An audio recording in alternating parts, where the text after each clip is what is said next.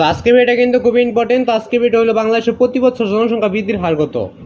তো এটা কিন্তু তোমরা গুগলে সার্চ করলে এটা সঠিকটা হবে না, এবং গাইডে কিন্তু প্রতিবারই তোমাদের চেঞ্জ হচ্ছে এই প্রশ্নটা। তো এক বছর পর পরই তোমাদের এটা চেঞ্জ হবে, কারণ এই বছর যেটা হচ্ছে এই বছরের সাথে আরেক বছর এটা মিলবে না। তো এখানে যেটা লেখা ছিল, তো গাইডে আসলে আমি তাই দেখাই দিচ্ছি, এবং এটা কিন্তু তোমরা পরবর্তীতে এটা চেঞ্জ হইতে পারে, আবার এটা কমতেও পারে, আবার বাড়তেও পারে। তো আজকে ভিডিওটা আমি আজকে ছাড়তেছি, আজকের সাথে আজকে মিল থাকবে, কিন্তু এটা পরবর্তীতে মিল নাও থাকতে পারে। তাই তোমরা এটা আবার দেখে নিবে নতুন ভিডিও। এটা কবে আপলোড হয়েছে সেটা তোমরা দেখবে। এই ভিডিওটা যদি 2 বছর পরে তুমি দেখো, তাহলে তো আর এটার সাথে আর ওই উত্তরের সাথে মিলবে না। সরাসরি গাইড থেকেই দেখো, আর কারো মুখ থেকে শোনো।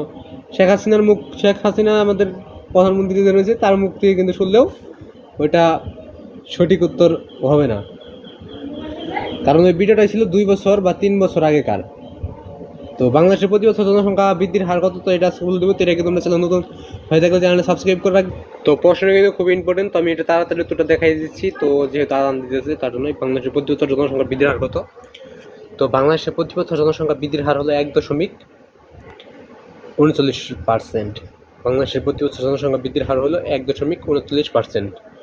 তো এটা কিন্তু প্রতি বছর চেঞ্জ হবে, এটাই স্বাভাবিক। তো এক বছরের সাথে আরেক বছরের কোনো মিল হবে না। তো আজকে ভিডিও ভালো লাগবে, চ্যানেলটা সাবস্ক্রাইব করবে, ভিডিও দেখতে লাইক করে দেবে। তো আজকে ভিডিও